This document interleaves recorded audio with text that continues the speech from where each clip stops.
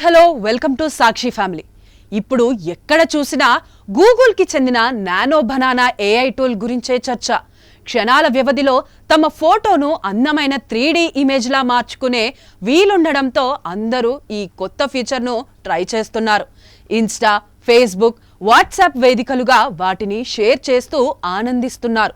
అందులోనూ మహిళలైతే శారీ ట్రెండ్ను అందిపుచ్చుకుంటూ వాటిని ఇన్స్టా వంటి వేదికలపై షేర్ చేసుకుంటున్నారు. అయితే ఈ ఫీచర్ ప్రయత్నించిన ఓ యువతికి కళ్ళు తిరిగే ఎక్స్పీరియన్స్ ఎదురైంది.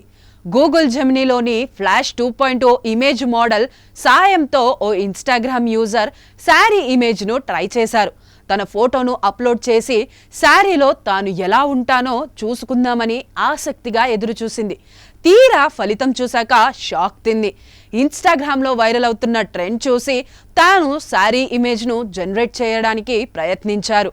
కానీ ఆ ఫోటో కొంచెం నిశితంగా పరిశీలించి చూశాక నాకు భయమేసిందని చెప్పుకొచ్చింది.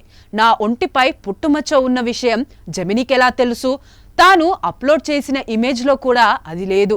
అయినా ఇదెలా జరిగిందో ఇప్పటికీ అర్థం కావడం లేదని చెప్పింది. కాబట్టి సోషల్ మీడియా లేదా ఏఐ ప్లాట్ఫామ్లలో ఫోటోలను అప్లోడ్ చేసేటప్పుడు 1కి 2 సార్లు ఆలోచించండి అంటూ ఆమె హెచ్చరించారు. ఈమె పోస్ట్ చేసిన వీడియోలపై పలువురు నెటిజన్లు రెస్పాండ్ అయ్యారు.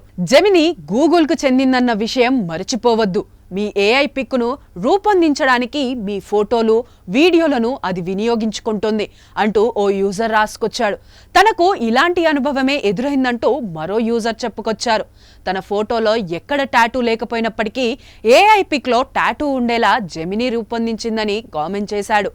ఆన్లైన్లో అప్లోడ్ చేసిన అన్ని ఇమేజ్లను ఉపయోగించుకొని మీ డిజిటల్ ఫుట్ ప్రింట్ ఆధారం చేసుకొని ఏఐ 3D పిక్ను రూపొందిస్తుందని, ఏఐ చిత్రాన్ని రూపొందించడానికి ఇంటర్నెట్లో అందుబాటులో ఉన్న సమాచారాన్ని ఏఐ వాడుకుంటుందని మరికొందరు యూజర్లు చెప్పుకొచ్చారు.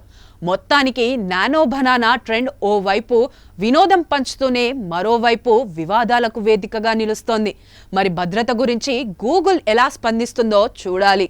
పేదవాడి పక్షాన నిలబడతాం, ప్రజా గొంతుకై నినదిస్తాం. వాయిస్ ఆఫ్ వాయిస్లెస్, తెలుగువారి మనస్సాక్షి సాక్షి టీవీ. సాక్షి టీవీ ప్రసారాల కోసం మీ స్థానిక కేబుల్ ఆపరేటర్ను వెంటనే సంప్రదించండి.